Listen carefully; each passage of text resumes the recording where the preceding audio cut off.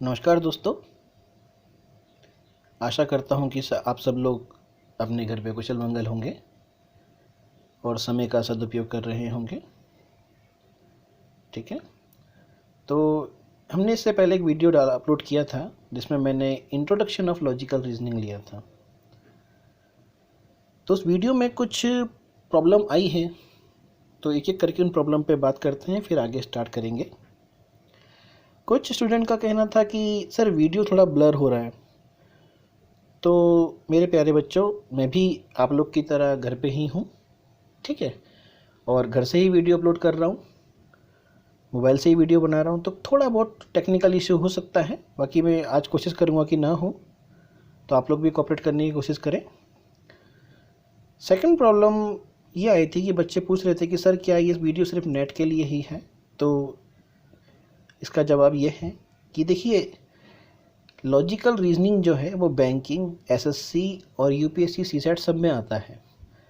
तो बच्चे, मैं जीरो से लेकर आपको हीरो तक बनाने की कोशिश करूँगा, ठीक है। वो आपकी थोड़ी सी मेहनत है कि आप लोग प्रीवियस ईयर पेपर देखें और ये देखें कि जो मेथड मैंने बताए हैं कि उससे वो सॉल्व हो रहे हैं या नहीं हो रहे।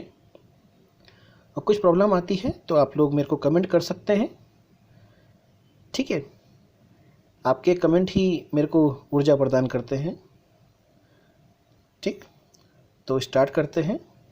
तो बच्चे, जो आज हमने जो चैप्टर लिया है वो है सिलोजिज्म, जिसे न्याय निगमन या फिर न्याय वाक्य बोलते हैं।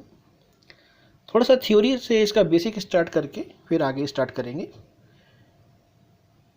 पहला अगर थ्योरी देखा जाए, इसकी डेफिनेशन ली है मैंने, a form of arguing in which two statement are used to prove that a third statement is true. ठीक है, मतलब ये एक प्रकार का तर्क वितर्क है जिसमें दो कथनों का तीसरे कथन की सत्यता को प्रमाणित करने के लिए किया जाता है। थोड़ी टेक्निकल डेफिनेशन हो गई, ठीक है। कहने का मतलब यह है कि इसमें दो स्टेटमेंट या दो से ज़्यादा स्टेटमेंट हो सकती हैं जिसकी सहायता से आप तीसरी स्टेटमेंट, जो कि एक कंक्लूज़न है, उसको प्रूव करने की कोशिश कर रहे होते हो, ठीक है। थोड़ा और टेक्निकल जाते हैं जो हमारे एग्जाम में इम्पोर्टेंट है। A syllogism is a kind of logical argument that applies deductive reasoning। बच्चे, ये आपके एग्जाम में आ रखा है कि सिलोजिज्म क्या होता है, इंडक्टिव होता है या डिडक्टिव होता है। तो ये डिडक्टिव रीजनिंग है। इंडक्टिव डिडक्टिव मैं आगे आपको बताऊंगा कि क्या होते हैं, पर अभी आप ये याद कर लीजिएगा, ठीक है। To arrive at a conclusion based on two or more proposition that are asserted or assumed to be true।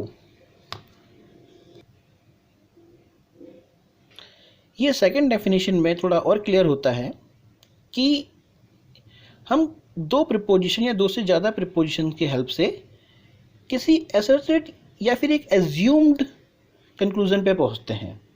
देखिए, असर्टेड हमने कंक्लूजन में लिया था, पर एज्यूम्ड जो मैंने पिछले चैप्टर में आपको मेंशन किया है कि इन्फ्रेंस वाले सेंटेंस होंगे हमारे पास। इन्फ्रेंस मतलब एज्यूम्ड करना, तो वो भी हमारा यही टॉपिक होगा, ठीक है। तो इसमें हमारे पास दो टॉपिक हो जाएंगे, एक तो एसर्टेड वाले और एक हमने जो इन्फ्रेंस वाला बताया था, ठीक है। तो दो स्टेटमेंट को लेके जब आप किसी कंक्लूजन पे पहुंचते हैं तो वही सिलोजिज्म होता है। इसको अरिस्टोटल ने जो डिफाइन किया है वो किस तरीके से किया है, देखिए। उन्होंने एक मेजर प्रीमाइस और एक माइनर प्रीमाइसेस ले लिया और उससे वो एक कंक्लूजन पे पहुंचे, ठीक है। एक मेजर प्रीमाइस जो था वो जनरल प्रीमाइस है, जैसे all man are mortal. Major premise मतलब ये सभी के लिए है, सबको पता है कि ऑल मैन आर मॉर्टल, सभी नश्वर हैं। एक माइनर प्रीमाइसेस लिया कि सोक्रेटिस इज अ मैन, सुकरात जो है कि एक मैन है। इस दोनों प्रीमाइसेस से एक कंक्लूजन क्या पहुंचा, वैलिड कंक्लूजन क्या पहुंचा, सोक्रेटिस इज मॉर्टल, सुकरात क्या है, मॉर्टल है। तो इस टाइप से हमें कुछ इन्फ्लुएंस या फिर सोल्यूशन देखने को मिलेंगे। तो आइए दोस्तों, इसका कुछ प्रैक्टिकल पार्ट देखते हैं। देखिए, प्रैक्टिकल क्वेश्चन जो होंगे हमारे पास वो वेन डायग्राम से हम उसे करेंगे। ठीक है, यहाँ पर हमारे पास सिर्फ दो टाइप के क्वेश्चन होते हैं, एक तो होता है ऑल और एक होता है सम। ठीक है, ऑल के अंदर देखिए आपको स्टेटमेंट कैसे भी मिल सकती है, जैसे एवरी या फिर 100% करके। ठीक है, और सेकंड सम को मैं मैनी, एटलीस्ट, कुछ इस टाइप से हमें सेंटेंस मिलेंगे जो हम एग्जाम्पल में भी करेंगे। पहले एक एक करके समझते हैं कि हमें किस तरीके से क्वेश्चन को करना है। देखिए ये कुछ स्टेटमेंट है, जैसे कि all A's are B, all B's are C, all C's are T. ये एक स्टेटमेंट है।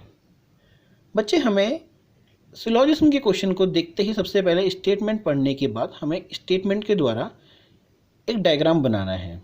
ठीक है, वो कैसे होगा, जैसे all A's are B, all A's are B, सारे ए बी हैं। ऑल बीज आर सी, तो डायग्राम कुछ ऐसे बनेगा। ठीक है, all C's are D, diagram कुछ ऐसे बनेगा।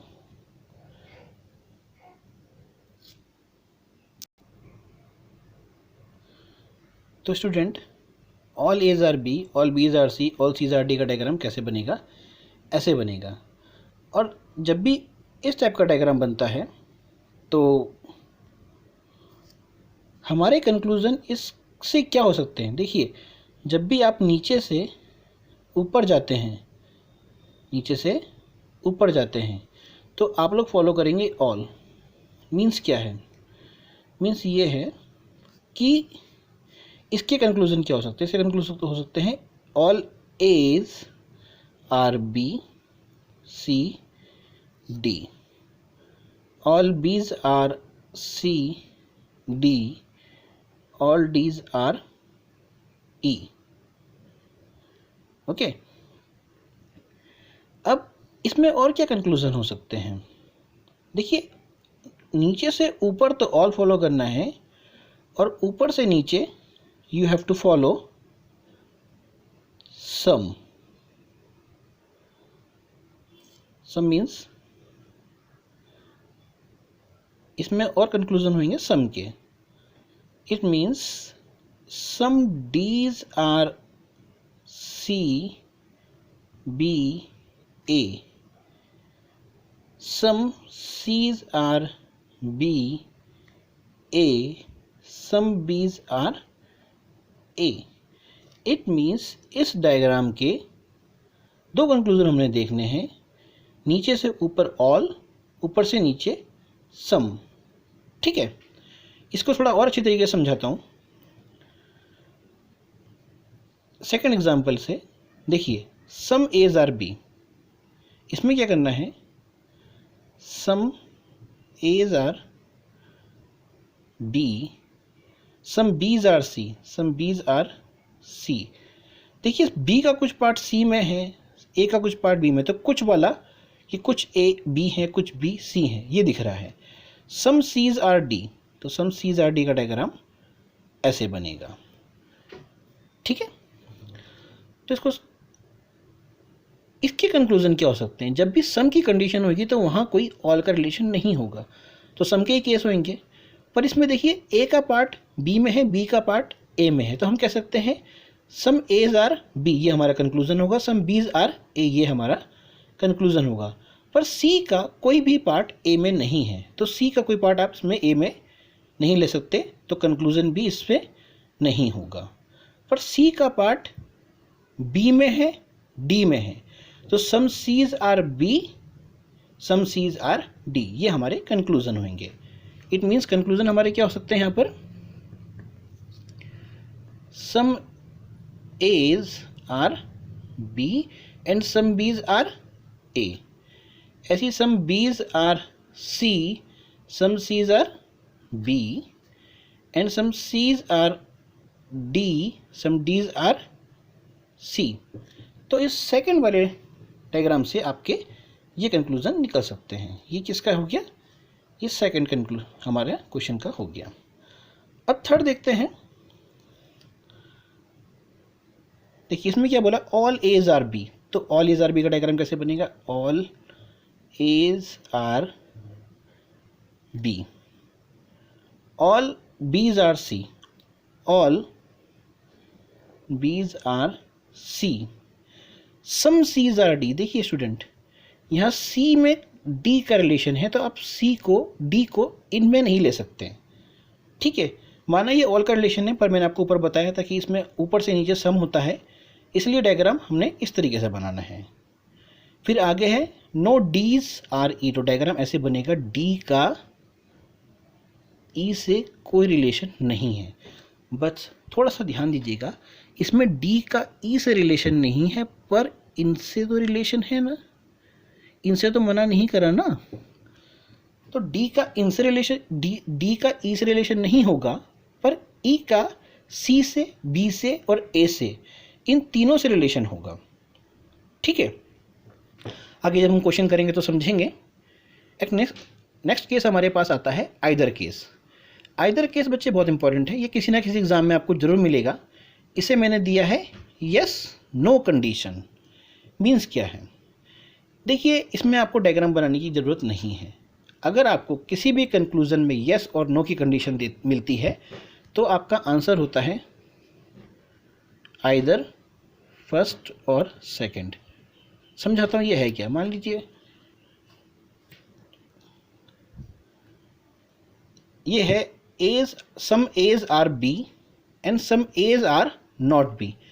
कुछ ए बी है और कुछ ए बी नहीं है। मतलब पहले अपनी बात को हाँ कहना और फिर अपनी बात को ना कहना। जब भी ऐसी कंडीशन आपको मिलती है तो आप इसे बोलेंगे आइदर का केस। ठीक है स्टूडेंट, तो आगे कंटिन्यू करता हूँ। ये बस एक मैंने स्ट्रक्चर बनाया है जिससे आप लोग इन क्वेश्चनों के टाइप को समझ सको। ठीक है, ओके स्टूडेंट, इसी के आगे थोड़े अगर एडवांस क्वेश्चनों की बात करें तो हमारे पास दो केस और आते हैं, एटलीस्ट और पॉसिबिलिटी। ठीक है, इनको मैं बहुत एक इजी मेरा अप्रोच है नहीं करने का। देखिए एटलीस्ट जहाँ भी आपको स्टेटमेंट में लिखा हुआ मिलेगा इसे आप सम पढ़िएगा। फॉर एग्ज़ाम्पल लिखा हुआ मिलता है, जैसे ये क्वेश्चन है कि सम एज आर बी, वहाँ पर आपको मिलेगा at least some A's are B. तो ऐसी कंडीशन में आपको घबराने की ज़रूरत नहीं है, आपको एटलीस्ट को सम ही पढ़ना है। ठीक है ना, उसका मतलब ही वही होता है। ठीक है, और पॉसिबिलिटी के केस में कंक्लूजन में आपको जो सम वाला केस है उसे ऑल में पढ़ना है बस। ठीक है, समझाता हूँ कि ये है क्या। सपोज जैसे हमारे पास ये था, पहला डायग्राम था, हमने समझा था कि all A's are B, all B's are C, all C's are D. नीचे से ऊपर तो सारे केस हमारे ऑल के थे, पर ऊपर से नीचे सम के थे। बट इन पॉसिबिलिटी केस हम ये कह सकते हैं कि ऑल सम बिकम ऑल, सॉरी जितने भी सम है सारे ऑल में कन्वर्ट हो जाएंगे पॉसिबिलिटी के केस में। समझाता हूँ कि कैसे। देखिए हमने यहाँ बोला ना some D's are C B A, some D's are C. Possibility में मैं ये बोलूँगा there is a possibility all D's become C B A. कैसे? ये डायग्राम अगर मैं ऐसे बना दूं, ऑल एज आर बी है ना, all B's are C, all C's are D. हमने ये डायग्राम बनाया था ना अभी ऑल का। इसी डायग्राम को अगर मैं कुछ इस तरीके से बनाता, देखिए